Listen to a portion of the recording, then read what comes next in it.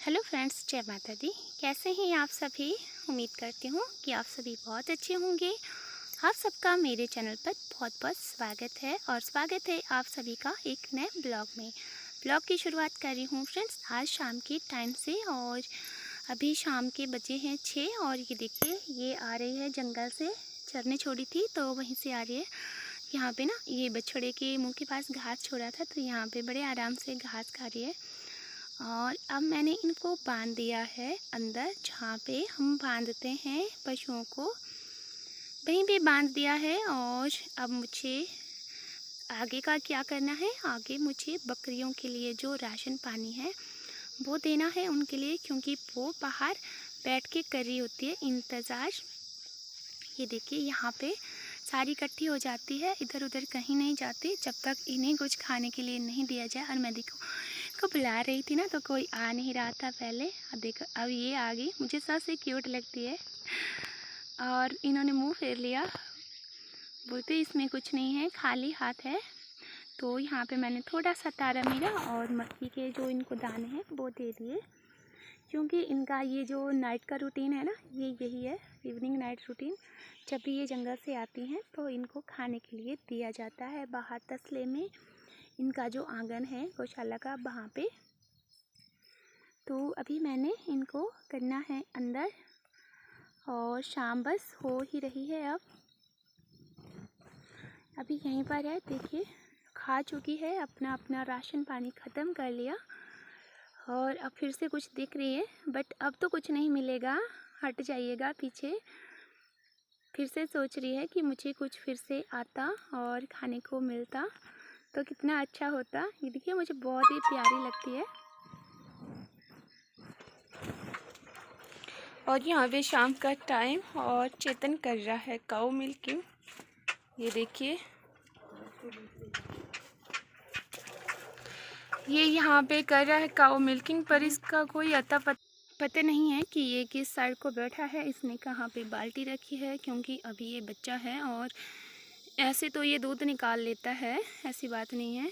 इसको मतलब 6-7 मंथ हो गए कि ये दूध निकालता है, काऊ मिल्किंग करता है, पर अभी है तो बच्चा ही ना ये। और देखिए कैसे मुस्कुरा रहा है। ये गाय को बोल रहा था कि कैसे सो रही है ये, इसने ना आंखें बंद करी हुई थी गाय ने। और ये जा चुका है बाल्टी ले करके अब। और ये यहाँ पे ये छोटी गाय है, पहाड़ी गाय है, इसको दूध निकालने की कोशिश करती हूँ पर नहीं निकलता। जैसे ही निकालने की कोशिश करती हूँ हाथ थर थर काँपते हैं और आगे की जो उंगलियाँ है ना उसमें ऐसा लगता है सुन रहती है, जैसे कि मानो इनमें बिच्छू लगी हो। तो पता नहीं अभी से ये हो रहा है 1-1.5 महीने से। आगे भी पता नहीं काऊ मिल्किंग कर पाऊँगी कभी लाइफ में या नहीं कर पाऊँगी, इसका तो मुझे कोई पता नहीं, भगवान जानता है। पर जैसे तैसे करके मेरा बेटा संभाल लेता है, चाहे देरी से करता है, कुछ भी करता है पर कर ही लेता है।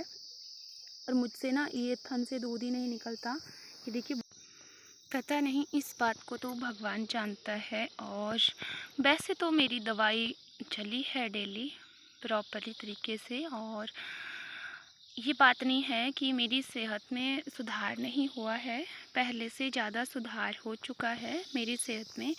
पर अभी मैं पूरी तरह से कंप्लीट तरीके से ठीक नहीं हूँ। हाँ, एक टाइम तो ऐसा था कि मुझे रोटी बनाने में भी दिक्कत होती थी, बैठने में भी दिक्कत होती थी, चलने में भी दिक्कत होती थी। पर 2 कदम भी दे चलती थी ना तो मुझे बस ऐसे लगता था कि चक्कर आ जाएगा और मैं गिर जाऊँगी। पर अब मैं धीरे धीरे थोड़ा बहुत कर लेती हूँ, ज़्यादा नहीं कर पाती हूँ।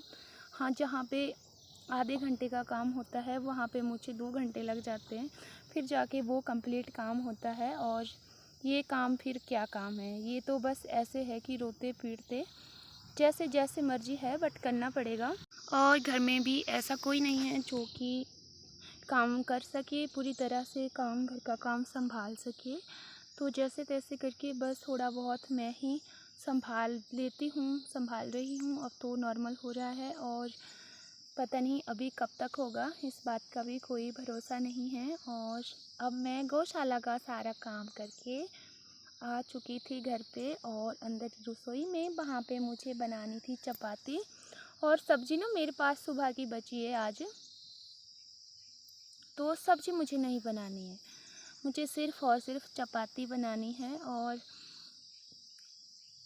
इसीलिए बस मैंने थोड़ा सा आटा गूँथा है और मुझे रोटी लगानी थी। पता क्या होता है, आजकल जैसे ही श्राद्ध चले हैं ना, तो बच्चे इधर उधर से खा के आते हैं। मैं नहीं खाने जाती, बहुत कम जाती हूँ। अगर मैं चली भी जाऊँ तो बस मैं टिफ़िन लेके जाती हूँ और बच्चों के लिए घर को ही ले आती हूँ। तो मुझे घर पे आकर के चपाती बनानी पड़ती है अपने लिए और मम्मी के लिए। बच्चों को चावल पसंद है, मुझे भी चावल पसंद है। ये बात नहीं है कि मुझे चावल पसंद नहीं है, मुझे भी चावल बहुत ज़्यादा पसंद है, पर परहेज़ ज़रूरी होता है और ये चावल वगैरह खाने के लिए मुझे आजकल तो मना ही है, इसलिए मैं चावल नहीं खाती हूँ। तो बस इसके लिए अभी मैंने रोटी बनानी स्टार्ट करी थी और सब्ज़ी क्या दाल बनाई थी मैंने, सुबह मूंग दाल बनाई थी। तो उसमें ना आधी में तड़का लगा दिया था सुबह ही और आधी रख दी थी ऐसे ही, क्योंकि वो थोड़ी ज़्यादा बन गई थी और फिर बच्चों को दोपहर के टाइम बच्चों ने घर पे खाना नहीं खाया, वो कहीं और चले गए थे श्राद्ध खाने के लिए। अब जैसा कि आपको पता है कि आजकल श्राद्ध का सीज़न चल रहा है और किसी के घर में ना भी जाओ तब भी लोग बुरा मानते हैं। तो बच्चे निकल गए थे और जो दाल मैंने बनाई थी वो फिर बच गई और फिर मैंने सोचा कि बची है तो इसको आधा तड़का मैं रात को ही लगाऊंगी, क्योंकि इतना ज़्यादा अन्न वेस्ट नहीं करना चाहिए। और यहाँ पे हमारे 1 किलो दाल जो मूंग दाल होती है वो उसका 1 केजी का जो रेट है ना वो 140 रुपये किलो है। तो आप इस हिसाब से लगा सकते हो आइडिया कि 1 किलो दाल में कितनी बार दाल बनती है। मेरे हिसाब से तो मेरे घर पे बस ज़्यादा से ज़्यादा 3 बार बनती है 1 किलो दाल में और ख़त्म हो जाती है। तो इसीलिए अन्न वेस्टेज नहीं करना चाहिए। और वो तो सुबह की है, उसी को तड़का लगाऊंगी। और सबसे ज़्यादा दिक्कत होती है आग जलाने में। आग नहीं जलती है ना तो मुझे बड़ा गुस्सा आता है, बहुत ही ज़्यादा गुस्सा आता है, क्योंकि आग नहीं जलेगी तो फिर कच्ची रोटियां रह जाएगी और कच्ची रोटियां तो किसी को भी पसंद नहीं है खानी। तो अब मैंने थोड़ी सी इसको ना तेज़ कर लिया आग को। और हाँ फ्रेंड्स, आपसे मेरी बार बार रिक्वेस्ट है कि अगर आप पहली बार मेरे चैनल पर आए हैं तो आप मेरे चैनल को सब्सक्राइब भी कर दिया करें। और अगर आपको मेरी वीडियो अच्छी लगती है तो आप मेरी वीडियो को अपने फैमिली और फ्रेंड्स के साथ में शेयर कर दिया करें। फ्रेंड्स, आप जो मुझे अपना ये 5-10 मिनट का समय देते हैं, इसके लिए आप सभी लोगों का दिल की गहराइयों से बहुत बहुत धन्यवाद। और साथ में प्लीज़ अगर आप वीडियो पे आते ही हैं तो लाइक भी कर दिया करें। फ्रेंड्स, लाइक करने से हमें और ज़्यादा मोटिवेशन मिलती है, एक हौसला मिलता है आपके लाइक्स और कमेंट्स से।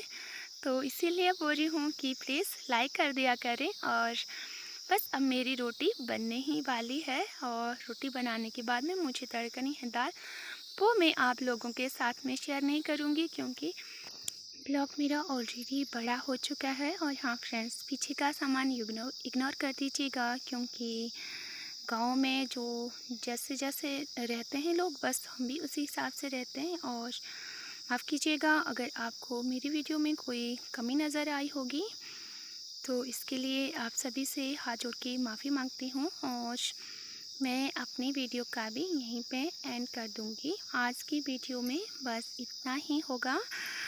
मिलूँगी मैं आप सभी से नेक्स्ट ब्लॉग में। तब तक के लिए बाय बाय। और हाँ, लास्ट में फिर से कहूँगी, प्लीज़ लाइक शेयर और सब्सक्राइब। Bye bye.